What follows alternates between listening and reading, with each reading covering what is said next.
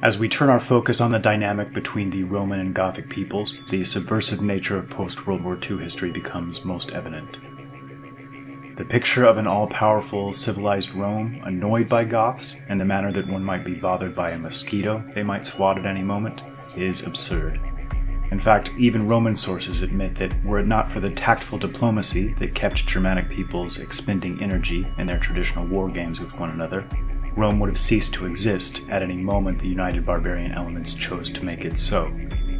And the truth is even more extreme. Even while warring among one another, the Goths were still able, on several occasions, to militarily dominate Rome, both on offense and defense. This isn't meant to diminish Roman achievements, skill, or discipline, a nation with justly admired armies, tactics, and leadership, but when viewed objectively, Rome, and especially late Rome, seems a bit more like a corporate construct running on pure ambition, seeking world domination by any means necessary, and gladly making use of any caliber of humanity in pursuit of this goal. Over time, they were to learn many lessons, incorporate this knowledge into their formations and equipment and tactics and strategy, and this counted for much. Coupled with a seemingly unlimited pool of manpower to draw from, one might wonder why they didn't conquer the entire world after all. The answer to this question is very simple and very clear: the Germanic peoples. The more one digs into the true relationship between these two major powers, although two is hardly technically correct here due to the permanently fractured nature of the Germanic peoples, the more it looks as if the Gothic mindset was something akin to, "That's a cute little human domestication experiment you have going on there. You're welcome to do as you wish. In fact, we'll even extend an olive branch to make common cause. Just don't cross us." But alas, the Romans did cross them, several times and in egregious ways. A perfect example of this treachery and its consequences, and one of the numerous stories of such important power that it's a wonder we haven't all heard it, involves the Gothic leader named Fritigern. Having brokered a deal with the Emperor of Rome in 376 AD to essentially ally the two peoples, and move a large contingent of Goths into Roman borders, a mutually beneficial agreement which would give the Germans additional living space and a closer relationship with Rome, and provide Rome with a ready-made source of the highest quality soldiers and military officers, and provide both parties with an alliance against the encroachment of peoples from the east, he began to move his Goths westward, anywhere from 100,000 to 200,000, depending on the source one chooses to trust. The impressive terms the emperor had offered soon proved to be largely empty promises, and serious famine began to spread, becoming so bad that many Germans began dealing with the most shamelessly greedy of Roman traders, with stories of desperate families going so far as to sell one child into Roman servitude to provide just enough food for the other, or simply in order to save their lives. Starvation was rampant. Noticing the increasing anger, the emperor decided to relocate them in an area in which they could more easily be monitored and controlled. There are two prominent accounts of what happened next, both speaking highly of Fritigern's heroism, and in fact both may be true. The first mentions how he'd long sought to quell the tempers of his own Goths and preserve the peace, yet simultaneously had made preparations for the worst, ensuring, quote, "the Goths would be ready to rise as one man should the occasion arise," end quote. And when invited to a feast by a Roman general, some of his near-starving Gothic troops became enraged at the sight of a fully stocked marketplace, in which they were prevented from buying goods, and got in a fight with and killed some Romans. The Roman general, roused from a drunken slumber, ordered the slaughter of all Fritigern's men.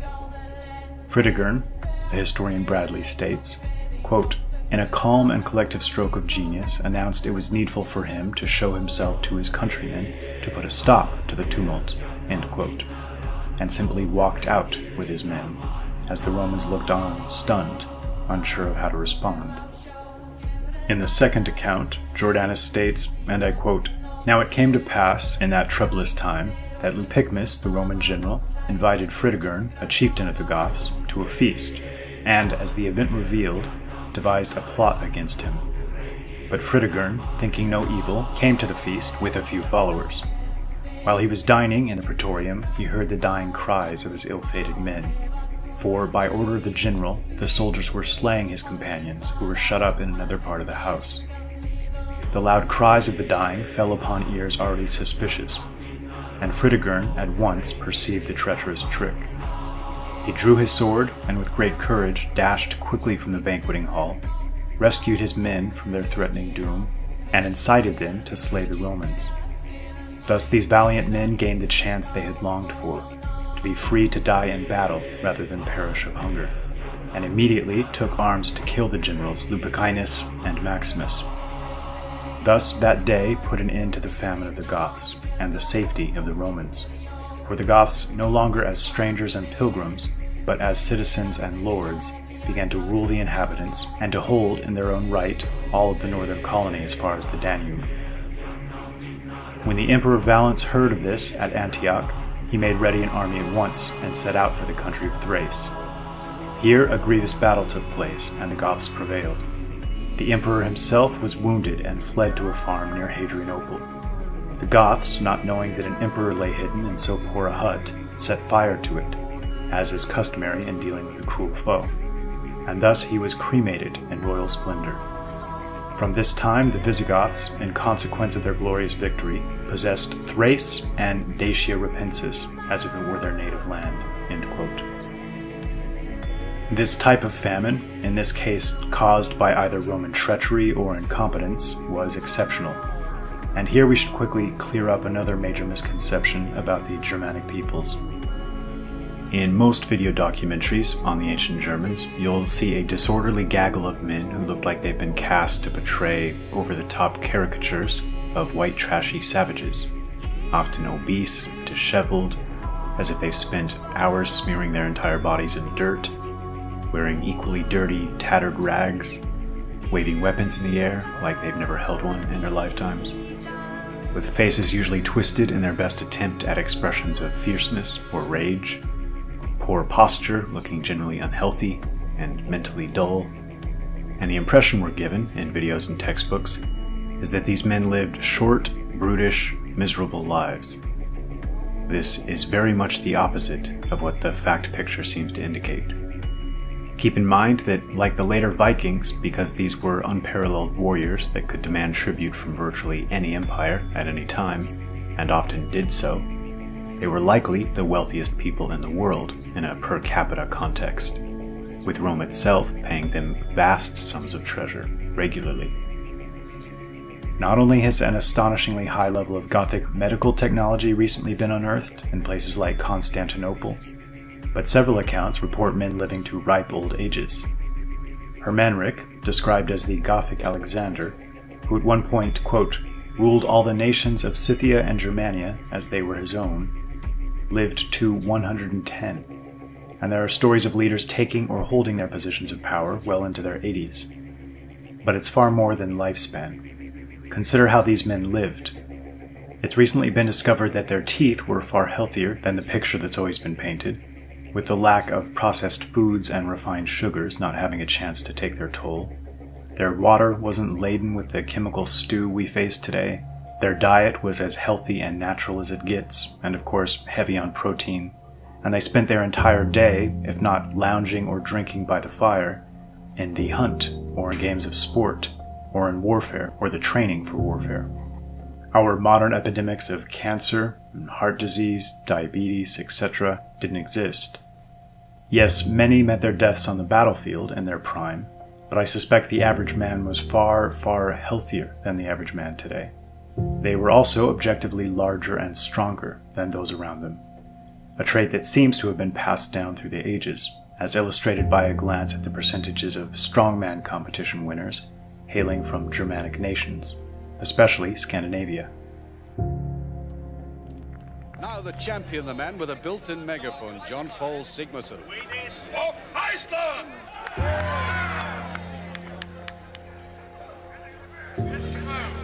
Some very brave person in the crowd has actually called him an Eskimo. And he's heard that remark all right. I'm not an Eskimo, I'm a Viking! If he hadn't been engaged in something else, you might have put the record straight another way. But to the matter in hand, a small matter of 495 kilos. Or the definitive look of triumph. And on this topic, there's another fascinating story about Maximin, a man of humble background who would eventually become emperor through accomplishment and merit alone. A Gothic Thracian, Jordanus tells us, quote, "After his years spent in rustic life, he had come from his flocks to military service in the reign of Emperor Severus, and at the time when the latter was celebrating his son's birthday. It happened that the emperor was giving military games. When Maximin saw this, although he was a semi-barbarian youth, he besought the emperor in his native tongue to give him permission to wrestle with the trained soldiers for the prizes offered.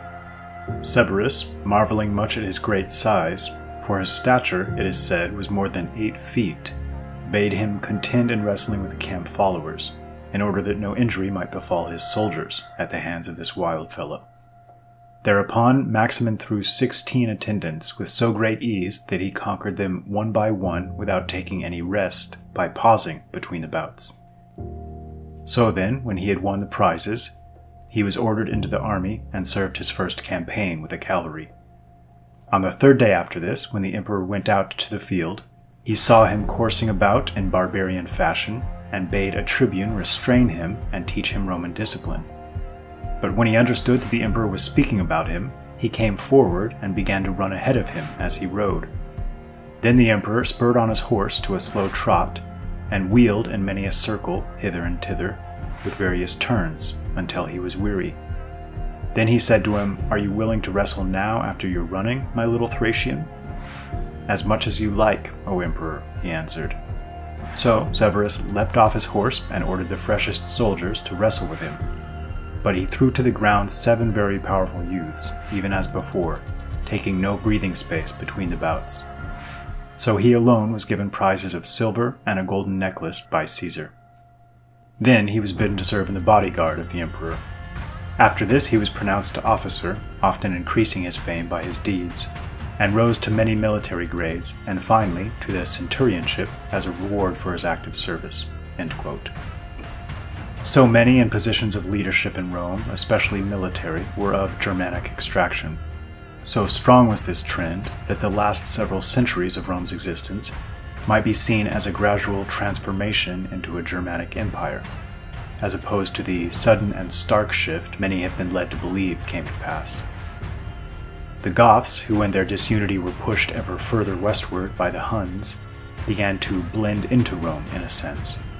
Their attitude seemed to be a mixture of respect and wariness, though at times bordering on disgust. They admired many of Rome's achievements, the architecture, the aqueducts, the orderliness and structure, but contrary to the impression modern history paints, they weren't eager to destroy, conquer, or become Rome in any sense. Gothic leaders were to make it clear, time and time again, what they sought was to coexist, ideally in a friendly manner. Yet the Germanic peoples were to essentially sack Rome 4 times in a mere 150 years. At virtually any point in this period, they might have made the choice to become Romans, with their heated floors, their multitude of bread and circuses, their marketplace, but they very consciously chose not to do so. And the long series of hostages taken from German noble families, raised nearly from birth in Rome, yet time and time again choosing to return to their homeland and their people and fight for their causes, speaks to this. On several occasions, Germanic leaders speak openly about the dangers of excessive comforts. When the last emperor to rule both East and Western Rome, Theodosius, died, whom Jordanus called a friend to and lover of the Gothic race, Jordanus speaks of his sons beginning to, quote, ruin both empires by their luxurious living, and to deprive the Goths of their customary tributes. The contempt of the Goths for the Romans soon increased, and, quote, for fear their valor would be destroyed by long peace, they appointed Alaric king over them, end quote. And this is telling. It's not ambitiousness or desire for plunder that seems to drive the Germanic assaults on Rome, but rather reactions to outright treachery, or obvious degeneracy or a lack of health and order in the empire at large. Much like Tacitus, I believe they saw a swift decline of this once great empire, and seemed earnestly to want to salvage aspects of its greatness. Alaric is an impressive figure in Germanic history. In his early battles with Stilicho, a half-German who for a time was the most powerful man in the Western Roman Empire, Alaric broke through Stilicho's lines, marched 30 miles north, and crossed a gulf before Stilicho could even put his troops in order, to surprise him completely.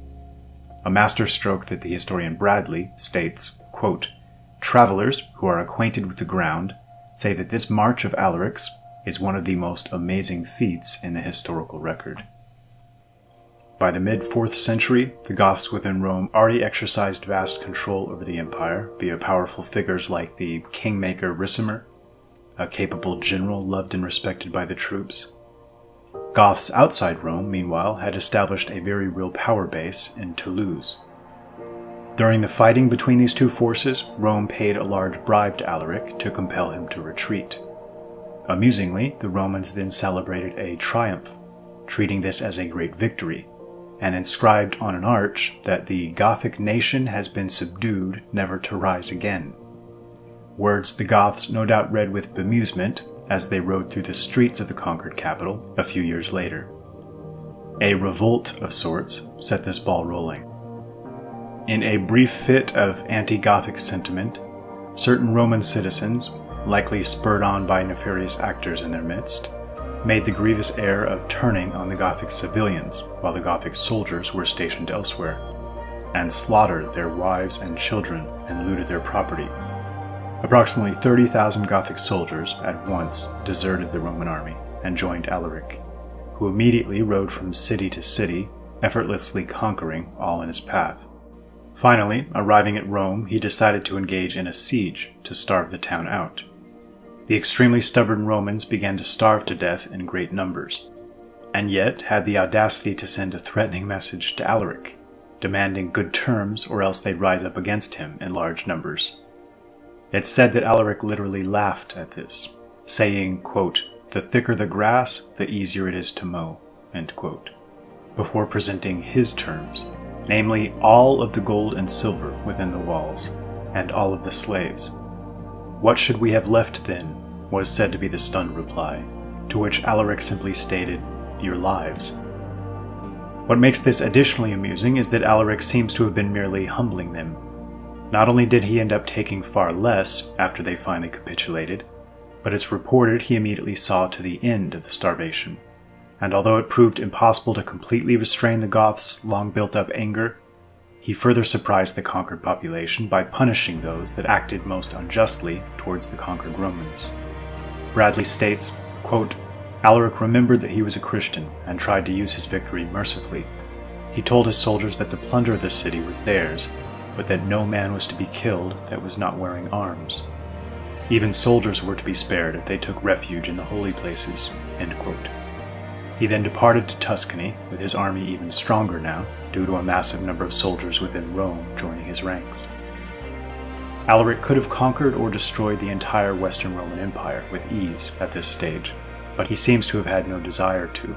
He wanted a kingdom of his own, alongside and allied to Rome. This was initially agreed to by all local officials, but amazingly, and again audaciously, a stubborn Roman emperor, Honorius, refused the idea, believing himself to be safe and out of harm's way, tucked away in Ravenna. Alaric was furious, and promptly marched his army straight away to Ravenna. And what follows is an almost comical series of losses for the Romans under Honorius, who seemed to grow more shamelessly arrogant and headstrong with each successive loss, until finally destroyed completely. No history of the Goths could be complete without a discussion of just how and why they became, out of necessity, so close with Rome, literally and figuratively, both as friend and foe, namely the Huns. It's important to remember that while we tend to see the Romans and Goths as two completely distinct races of peoples, both trace back to the same pivotal figures of legend.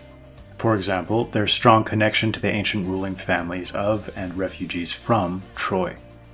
The senators and aristocracy in Rome likely had significant overlap with the leading elements of the Gothic world, The intruder culture to their east, however, was something much more foreign. The Huns, likely born from a mixture of Scythian and Asiatic peoples, had exploded in number and had begun constantly harrying and harassing all Germanic peoples on their borders. Jordanus tells a tale, which may be fact or myth or somewhere in between, that speaks of a Scythian and Hun border near the Maeotic swamp, and a hunting party of the Huns chasing a mysterious doe, which they had reason to believe was something exceptional, who guided them into Scythian lands before disappearing.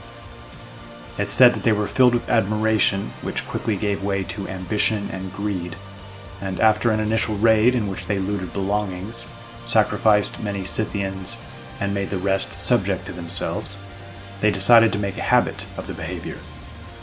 Jordanus says, quote, "Like a whirlwind of nations, they swept across the great swamp, and at once swept upon the tribes on the borders of Scythia. The Alani, who were their equals in battle, but unlike them in civilization, manners, and appearance, they exhausted by their incessant attacks and subdued. For by the tear of their features they inspired great fear in those whom perhaps they did not really surpass in war. They made their foes flee in horror because their swarthy aspect was fearful, and they had, if I may call it so, a sort of shapeless lump, not a head, with pinholes rather than eyes. Their hardihood is evident in their wild appearance, and they are beings who are cruel to their children on the very day they are born, for they cut the cheeks of the males with a sword, so that before they receive the nourishment of milk, they must learn to endure wounds." End quote. Some of the Hunnish habits and tactics and customs were similar to those of the wildest border tribes of the Scythians, and in some sense might even be thought of as a racial or cultural midpoint between the Scythians and the later Mongols of Genghis Khan's era. Evidence seems to indicate that they were the descendants of the Zhongyu, a hybrid Eurasian people who show mixed European and Asiatic admixture at least as far back as 2,000 years ago. Germanic sources would often speak of the Huns in a manner that would be deemed extremely racist today. Yet they always respected courage and military prowess, and still more so, effective leadership. Attila appears on the scene like a rampaging lion, and lives his entire life in this manner, like a ball of immense, yet unchained and unchanneled, energy. The name actually has a German root, meaning little father, and Attila himself was almost certainly of mixed Scythian and Asiatic lineage. However, to the homogeneous Goths, the Huns and their leader would have been a shocking and exceptional sight. The historian J. Bagnall Beery says his features, according to a Gothic history, quote, "bore the stamp of his origin, and the portrait of Attila exhibited the genuine deformity of a modern Kalmuck: a large head, a swarthy complexion, small deep-seated eyes, a flat nose, few hairs in the place of a beard, broad shoulders, and a short, square body of nervous strength, though of disproportioned form." The haughty step and demeanor of the king of the Huns expressed the consciousness of his superior station above the rest of mankind, and he had the custom of fiercely rolling his eyes as if he wished to enjoy the terror which he inspired. The historian Priscus recounts his experience visiting Attila's court, recounting the semi-formal rituals engaged in during a banquet, and the multitude of foods offered, while Attila, seated in the middle of his 2 rows of guests, ate only meat. The anecdotes in his account provide an intriguing picture of Attila and the Huns and the culture and era. Quote, "When evening fell, torches were lit, and 2 barbarians coming forward in front of Attila sang songs they had composed, celebrating his victories and deeds of valor in war. And of the guests, as they looked at the singers, some were pleased with the verses, others, reminded of wars, were excited in their souls, while yet others, whose bodies were feeble with age and their spirits compelled to rest, shed tears. After the songs, a Scythian, whose mind was deranged, appeared, and by uttering outlandish and senseless words, forced the company to laugh. After him, Zircon, the Moorish dwarf, entered, and threw all except Attila into fits of unquenchable laughter, by his appearance, his dress, his voice, and his words, which were a confused jumble of Latin, Hunnic, and Gothic. Attila, however, remained immovable and of unchanging countenance. Nor by word or act did he betray anything approaching a smile or merriment, except at the entry of Ernest, his youngest son, whom he pulled by the cheek and gazed on with a calm look of satisfaction." End quote. He was, by all accounts, a capable leader, extremely courageous, relentlessly energetic, and, although wild and lawless by Gothic standards, not without some virtues and personal code of conduct. Most importantly, he represented the most significant and powerful threat that the Romans and Goths had ever faced, not counting one another. There's a deeply intriguing back and forth that gives us a behind-the-scenes conception of just how deeply this threat was felt, and also serves to illustrate the little-known closeness and camaraderie often felt between the Roman rulership and aristocracy and the Gothic element, likely due at least in part to similar genetic and cultural roots, a similarity probably sensed all the more strongly in the face of these new foreign invaders. Of Illyrian stock himself, Emperor Valentinian sent an embassy to the Visigoths and their king Theodorid with this message. Quote, "Bravest of nations, it is the part of prudence for us to unite against the Lord of the earth who wishes to enslave the whole world, who requires no just cause for battle, but supposes whatever he does is right. He measures his ambition by his might. License satisfies his pride. Despising law and right, he shows himself an enemy to nature herself. And thus he, who clearly is the common foe of each, deserves the hatred of all. Pray remember, what you surely can't forget, that the Huns do not overthrow nations by means of war, where there is an equal chance, but assail them by treachery, which is a greater cause for anxiety. To say nothing of ourselves, can you suffer such insolence to go unpunished? Since you are mighty in arms, give heed to your own danger and join hands with us in common. Bear aid also to the empire, of which you hold a part. If you would learn how such an alliance should be sought and welcomed by us, look into the plans of the foe." By these and like arguments, the ambassadors of Valentinian prevailed upon King Theodorid.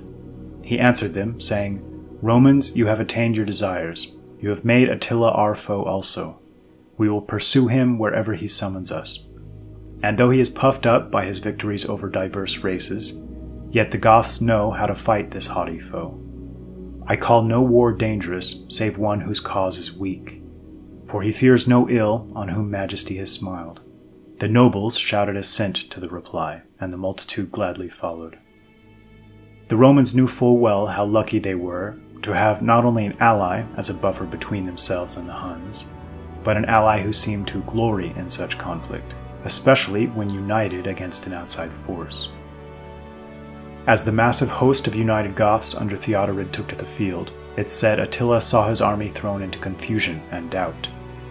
He sought to encourage them, to steel their nerves, and we have a record of his words that day.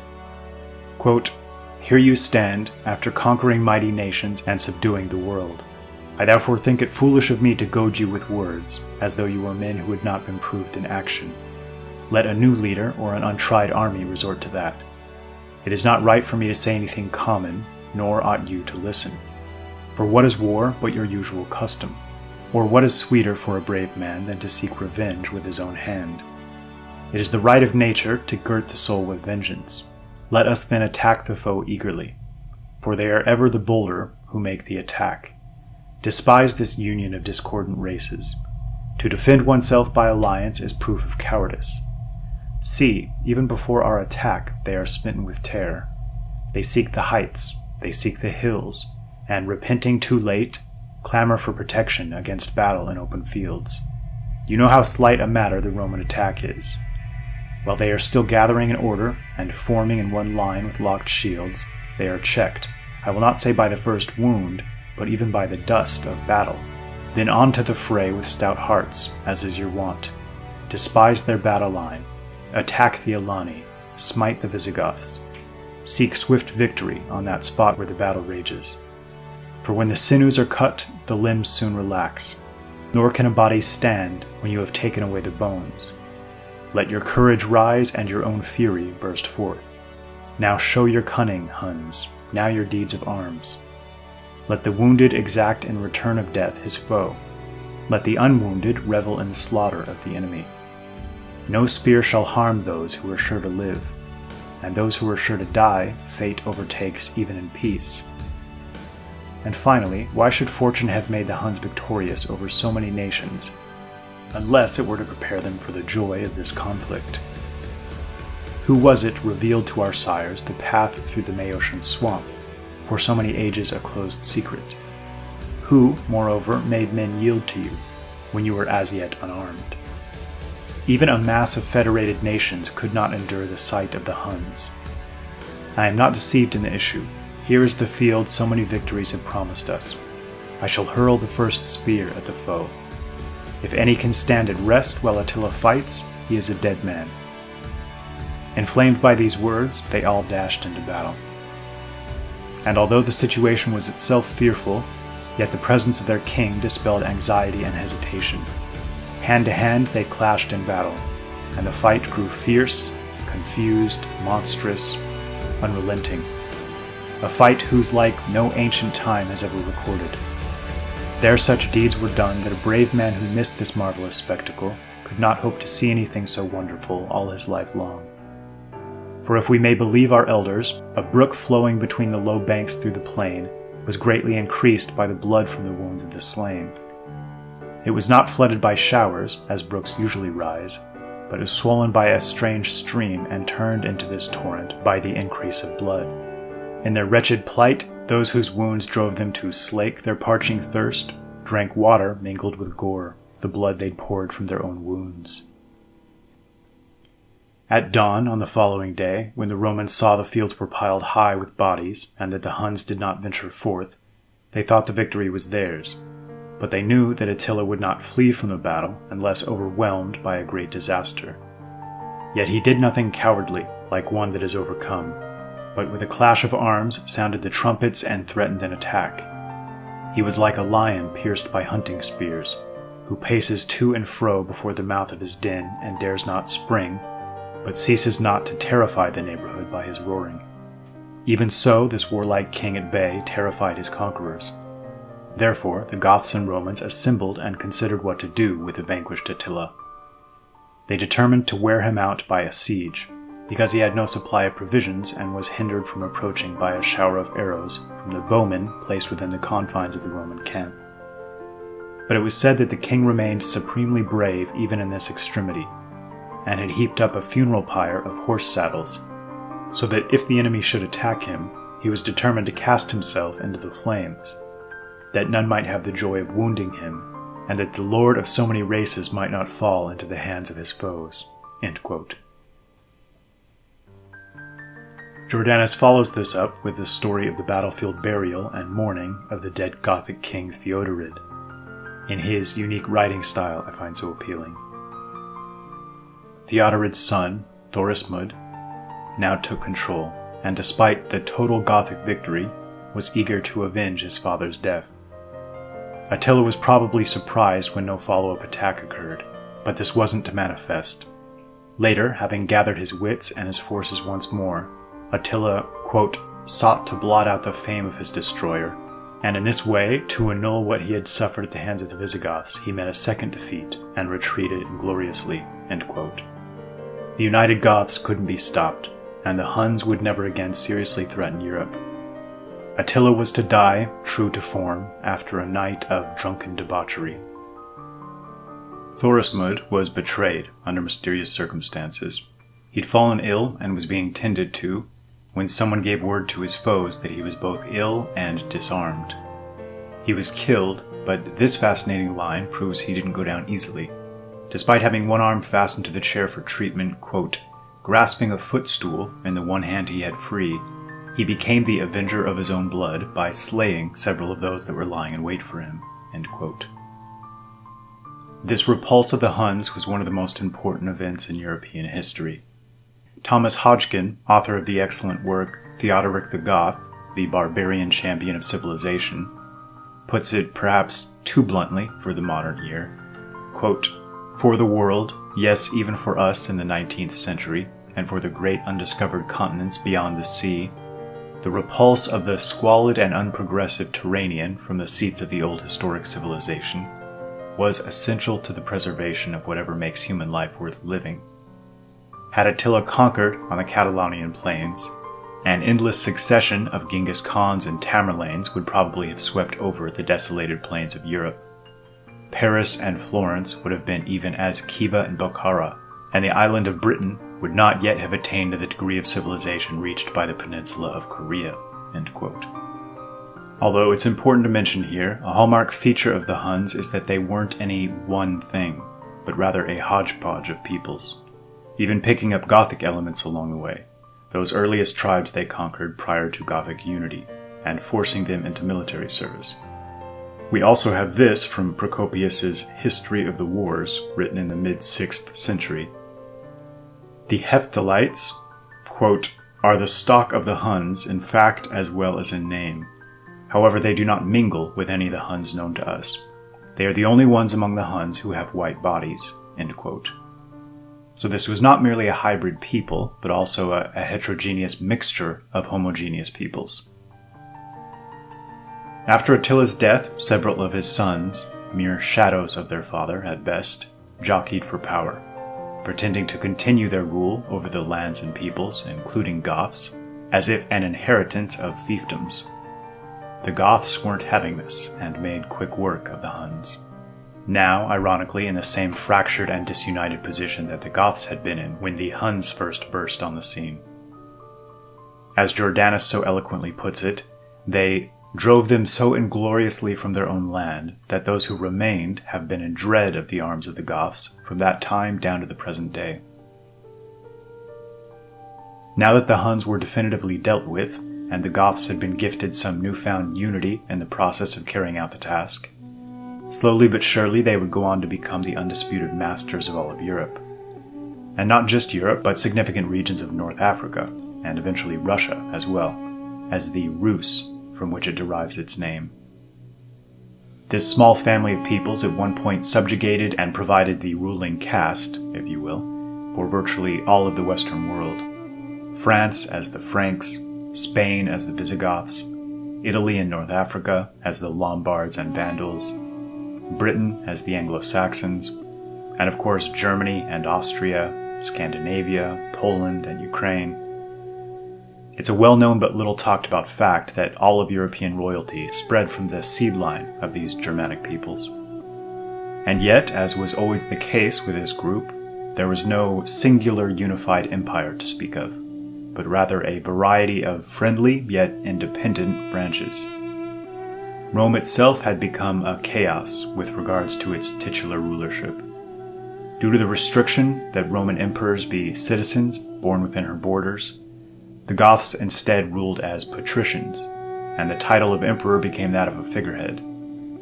Hodgkins tells us of the 9 emperors who wore the purple in Italy after the death of Valentinian, only 2 ended their reigns in the course of nature, 4 were deposed, and 3 met their deaths by violence.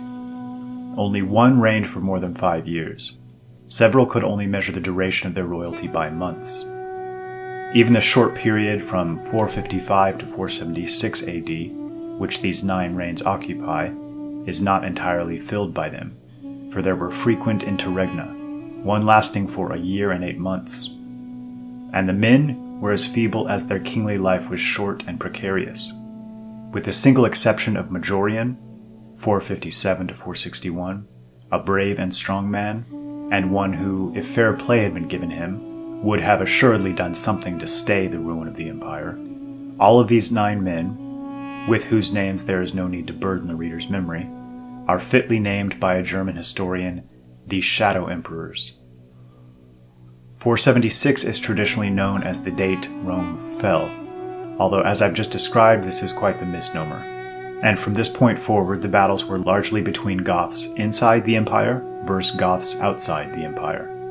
It was in this year that Gothic mercenaries, which included the famed Heruli, formerly demanded 1/3 of the lands of Italy for themselves. After being refused by the Roman Orestes, a man named Odovacar said to the mercenaries, "Make me king, and I will obtain for you your desire." They did so, and with a Gothic portion of Roman military forces joining his side, The campaign was, to quote Hodgkins, of the shortest and most perfunctory kind, as Orestes and his bands of Romans were destroyed.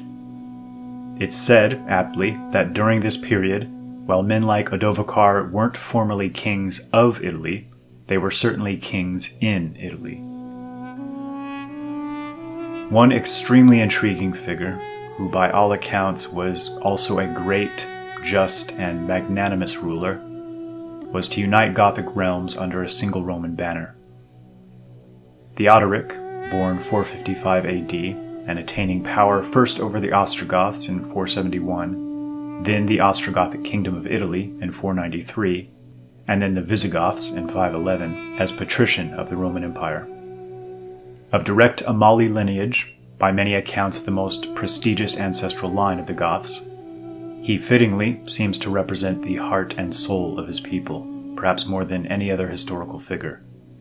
Like so many Germanic children of noble lineage, he was taken hostage. Again, this term is used in the most friendly sense, to Constantinople in the Eastern Roman Empire, to be educated by the best teachers and generals. By all accounts, he was much loved and respected by all, the Emperor Leo the first among them. As he reached adulthood, he, quote, heard that his tribe, dwelling as we have said in Illyricum, was not altogether satisfied or content. So he chose rather to seek a living by his own exertions, after the manner customary to his race, rather than enjoy the advantages of the Roman Empire and luxurious ease while his tribe lived apart. End quote. Essentially, he sought to rejoin his kinsmen and conquer Western Rome and its half-Goth and at least half-treacherous Odovacar, also called Odoacer. Quote, after pondering these matters, he said to the emperor, though I lack nothing in serving your empire, yet if your piety deem it worthy, be pleased to hear the desire of my heart. And when, as usual, he had been granted permission to speak freely, he said, the Western country, long ago governed by the rule of your ancestors and predecessors, and that city, which was the head and mistress of the world, wherefore is it now shaken by the tyranny of the Torsalingi and Rugi? Send me there with my race. Thus, if you but say the word, you may be freed from the burden of expense here. And if by the Lord's help I shall conquer, the fame of your piety shall be glorious there. For it is better that I, your servant and your son, should rule that kingdom, receiving it as a gift from you if I conquer, than that one whom you do not recognize should oppress your senate with his tyrannical yoke, and a part of the republic with slavery. For if I prevail, I shall retain it as your grant and gift. If I am conquered, your piety will lose nothing. Nay, as I have said, it will save the expense I now entail. Although the emperor was grieved that he should go, yet when he heard this he granted what Theodoric asked, for he was unwilling to cause him sorrow. He sent him forth, enriched by great gifts, and commended to his charge the Senate and the Roman people. Therefore Theodoric departed from the royal city and returned to his own people. In company with the whole tribe of the Goths, who gave him their unanimous consent, he set out for Hesperia. End quote. And immediately he set about restoring order across all Germanic lands and peoples, to masterful effect. He promoted and arranged marriages to those with the greatest amount of Amaling royal lineage, and united them under a single banner, as he made war with all in his path. In 488, in that oldest of the Indo-European traditions, he led a wagon train mass migration of his Gothic people towards a new future. Quote, it will have been noticed that the Gothic army is not an army, but a nation, and that the campaign is also a migration. The mother and sister of Theodoric are accompanying him. There is evidently a long train of non-combatants, old men, women, and children, following the army in those 2,000 Gothic wagons. The character attributed to them by Horace, as he states, the wagon holds the Scythians wandering home, still survives. The Goth, a terrible enemy to those outside the pale of his kinship, is a home lover at heart, and even in war will not separate himself from his wife and children. This makes his impact slow, his campaigns unscientific. It prepares for him frequent defeats, such as that of the Candavian Mountains, which a celibate army would have avoided, but it makes his conquests, when he does conquer, more enduring, while it explains those perpetual demands for land, for a settlement within the empire, almost on any terms, with which, as was before shown, the barbarian inroads so often close, end quote. And, quote, the difficulty for finding food for so great a multitude, in the often desolated plains of Pannonia and Noricum, must have been enormous, and was no doubt the reason for the slowness of Theodoric's progress. Very probably he divided his army into several portions, moving on parallel lines. Foragers would scour the country far and wide. Stores of provisions would be accumulated in the great Gothic wagons, which would be laboriously driven over the rough mountain passes. Then all the divisions of the army which had scattered in search of food would have to concentrate again when they came into the neighborhood of an enemy, whether Odovacar or one of the barbarian kings who sought to bar their progress. All these operations consumed much time, and hence it was that though the Goths started their pilgrimage in 488, probably in the autumn of that year, they did not descend into the plains of Italy, even at its extreme northeastern corner, till July 489, end quote. Amazingly, along their way, as they formally requested permission to pass through the territory of the Gepidai, their leader Trautilla sent back an insulting reply, demanding that they fight if they wished to pass. But the Ostrogoths could not now retreat. Famine and pestilence lay behind them on their road. They must go forward, and with a reluctant heart, Theodoric gave the signal for battle. It seemed at first as if the battle would be lost, and if the name and fame of the Ostrogothic people would be swallowed up in the morasses of the reedy Hyulca. Already the van of the army, floundering in the soft mud, and with only their wicker shields to oppose the deadly shower of Gepid arrows, were like to fall back in confusion. Then Theodoric, having called for a cup of wine, and drunk to the fortunes of his people, in a few spirited words called his soldiers to follow his standard, the standard of a king who would carve the way to victory. Perchance he may have discerned some part of the plain where the road went over solid ground, and if that were beset by foes, at any rate the Gepid was less terrible than the morass. So it was that he charged triumphantly through the hostile ranks, and being followed by his eager warriors, achieved a signal victory. The Gepidai were soon wandering over the plain, a broken and dispirited force. Multitudes of them were slain before the descent of the night saved the remaining fugitives.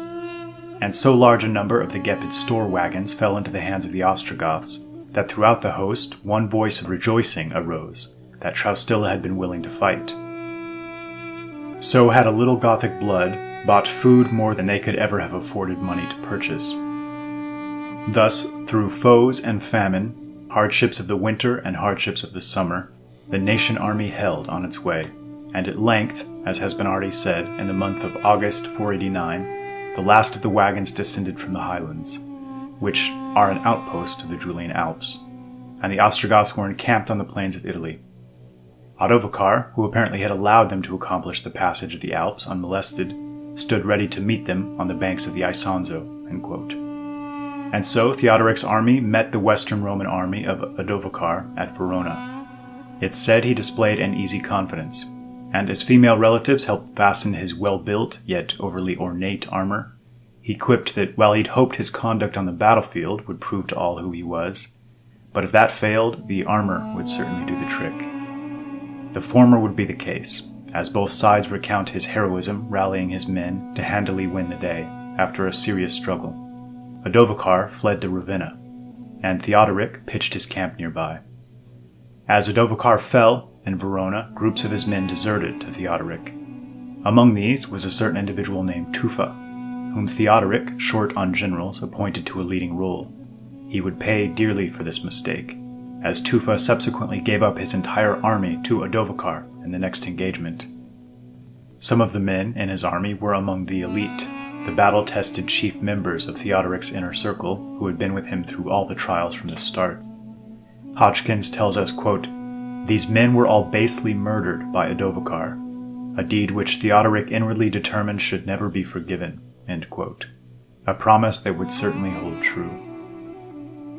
Odovacar began sending raiding parties out to harass his men regularly, and although defeat looked inevitable, Odovacar chose to fight on for 3 long years. Finally, with many of his men fleeing to Theodoric and famine taking its toll, Odovacar could hold out no longer. Terms were agreed to, but Theodoric wasn't done yet. After 3 years of constant raids and unnecessary death, he had a score to settle. At a feast, at which some say Odovacar had plotted to have his men kill Theodoric, after making a toast, it said Theodoric then drew his sword and struck Odovacar in the collarbone, clefting him nearly in two. Astonished at the power of his own blow, it said he remarked, "The poor wretch must have had no bones." Hodgkins gives us an additional account, quote, "Theodoric raised his sword to strike. 'Where is God?' cried the defenseless but unterrified victim. 'Thus didst thou to my friends,' answered Theodoric, reminding him of the treacherous murder of his close friends given up by Tufa. Then, with a tremendous stroke of his broadsword, he clove his rival from the shoulder to the loin. The barbarian frenzy, which the Scandinavian minstrels called the fury of the berserk, was in his heart, and with a savage laugh at his own too impetuous blow, he shouted, as the corpse fell to the ground, 'I think the weakling never had a bone in his body.'" End quote. He then chose to bury him outside the city, in a piece of ground next to a Jewish synagogue, according to the historian Bradley, quote, "deemed to be polluted by infidel worship." End quote. Now that Odovacar had been dealt with, and Rome was essentially united with Theodoric at its helm as the most powerful figure of his day, his subjects must have wondered what the next chapter might bring, especially after witnessing his harsh initial actions in cleaning house of all those who had supported Odovacar. Any fears, whether Roman or Gothic, would soon be put to rest. Quote, "Once more we have to lament the truth of Milton's saying that victories of peace are less renowned than those of war. Far more interesting, if only it could be told, than the records of all the battles which Theodoric ever won, would be the story of the peaceful achievements which followed, by which means the Gothic usurper succeeded in giving order and prosperity to the land so long the prey of lawlessness and oppression. By what arts he so won the hearts of his subjects, both Romans and Goths, that when he died he was mourned as no ruler had been for centuries past, are questions which history gives us very imperfect answers." End quote. We do know he immediately re-established the grain dole to the citizenry, which the greed of previous rulers had stripped, immediately alleviating the threat of starvation for large swaths of the population. He wasn't the type of man eager to play despot or tyrant, in fact far from it, and he remains one of the clearest illustrations of just how much the Gothic people and culture were, contrary to their framing in our age, very much a net positive influence on Rome, and in fact seemed to salvage her in many senses from descending into chaos. Henry Bradley summarizes it thusly, quote, "Theodoric's great anxiety, however, was to restore to Italy its long-lost material prosperity and plenty. Of course, when the country was firmly and justly ruled, and the people had protection against violence and fraud, there was very soon a revival of agriculture and trade. Theodoric was eager to help on this revival by active means. He encouraged the opening of iron mines in Dalmatia and gold mines in the south of Italy. He assisted in the development of shipbuilding and fishing industries. He promoted the draining of the marshes at Terracina and Spoleto. He granted the reclaimed land, free from taxes, to those who had borne the cost of the undertaking.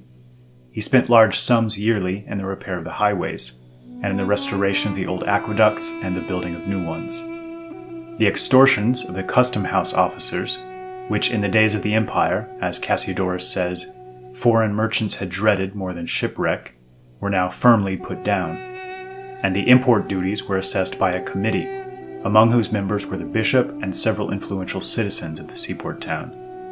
A uniform standard of weights and measures was introduced, the coinage which had been debased was restored to its proper value, and the issuing of false money was severely punished." End quote.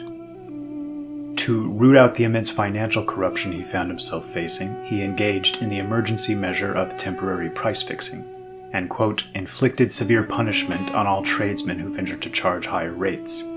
The exporting of corn from Italy was forbidden under heavy penalties, and if a corn merchant was found, quote, speculating for a rise, as it is called, that is to say, buying up a large quantity of grain when it was cheap in order to sell it at a great profit when it became dearer, the king compelled him to sell out his stock immediately at cost price." Theodoric strove to promote the welfare of his subjects, especially the poorer part of them, and on the whole, his philanthropic policy was wonderfully successful. In after times, people looked back to the reign of Theodoric as to a period of almost fabulous plenty and prosperity. Thomas Hodgkin states, quote, "The miserable historians of the time tell us far too little about the 30 years of peace which Italy enjoyed under the wise rule of Theodoric. Still, we are told enough to enable us in some degree to understand both what he accomplished and how he accomplished it. And one thing that makes us accept the statements of these historians with unquestioning belief is that they have no motive for the praises which they so freely bestow on the great Ostrogoth.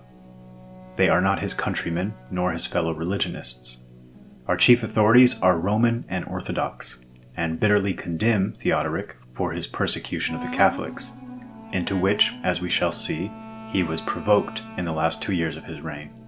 Still, over the grave of this dead barbarian and heretic, when they have nothing to gain by speaking well of him, they cannot forbear to praise the noble impartiality and anxious care for the welfare of his people, which, for the space of one whole generation, gave happiness to Italy." Theodoric even crafted a succinct law code of his own. No offenses, we can well believe, were so hateful to the Gothic king's justice-loving soul as the taking of bribes by judges and the bringing of false accusations of crime. The first of these, under Roman law, had been punished by transportation to an island and confiscation of property. Theodoric, who significantly makes it the subject of the very first paragraph of his edict, decreed that the penalty should be death. End quote. Hodgkins goes on to list many of the heartfelt accounts of the chief authorities of the day, speaking glowingly about Theodoric's just rule in his excellent work, Theodoric the Goth, which I've again linked in the video description below, and highly recommend. The Gothic people had now gained a settled homeland, yet had to sacrifice some of their ancient freedoms in so doing, as Theodoric attempted to strike the best balance between Roman and Gothic laws and customs. The Gothic people never sought to blend in with the Romans, and in fact, laws were passed against intermarriage to the extent that some historians speak of an apartheid-like system, aimed at, quote, "preserving their integrity and cultural authenticity." However, it was at this stage that the Germans lost their ancient custom of periodic assembly meetings, to make laws or decide on the policy of the state. Considering the military was now entirely Gothic, and they'd maintained the custom of carrying arms, they could have rebelled easily at any moment.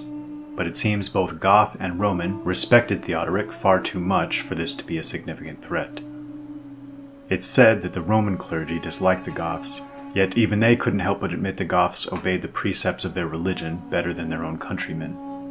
And overall, relations between the two peoples went smoothly. Theodoric did not, as has sometimes been thought, endeavor to unite the Goths and Romans into one nation. Perhaps he may have hoped that such a union would at some time be realized under his successors, but in his own day he was content that the two peoples should live together in mutual friendship and respect, each of them being charged with its own special function in the Commonwealth. The Goths were to undertake the defense of the country from attack, the maintenance of order, and the execution of the law. The Romans were to labor for the development of art and science, while in the cultivation of the soil both nations were to take part. So long as Theodoric lived, this ideal seems to have been in a great degree realized. It is no wonder that Theodoric became the subject of many fabulous stories, and that tradition represented his reign as being almost a kingdom of heaven upon earth.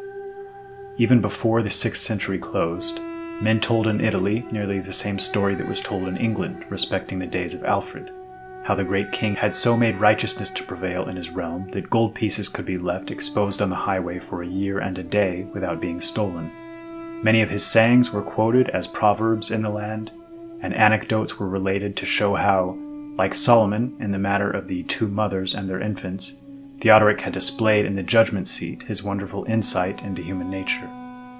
But it was not in Italy or amongst the Goths that his legendary fame reached its highest point. The whole Teutonic race regarded his glory as their own, and his imagined deeds were the theme of popular songs in all the German lands. A lover of peace and justice, he never takes the sword save unwillingly, and at the call of duty. But when he is once prevailed upon to fight, there is none more fearless and more terrible than he. The reign of Theodoric is perhaps the finest example in all of history of what is called a beneficent despotism. No freer system of government could, under the circumstances, have produced such wonderful results. Perhaps with a freer system, Theodoric could not have established or maintained his kingdom at all. But the efficiency of the government depended wholly on the wisdom and energy of one man, and it might easily have been foreseen that grave troubles would arise when the scepter passed into weaker hands." End quote. As Bradley states, quote, "The more Italy prospered under Theodoric's wise and kindly rule, the more she became a tempting prize to the ambition of foreign kings." End quote. And it should be recognized that then, just as well as today, foreign powers often use money and the treachery it can so often purchase as their foremost tool. And this concept fittingly sets the stage for the third and final part of our 3 videos on the Goths and Germans, in which we'll discuss the Jews and the Saracens, court intrigue and mysterious deaths, Justinian and Theodora, and the treacherous end of Gothic supremacy. Until then.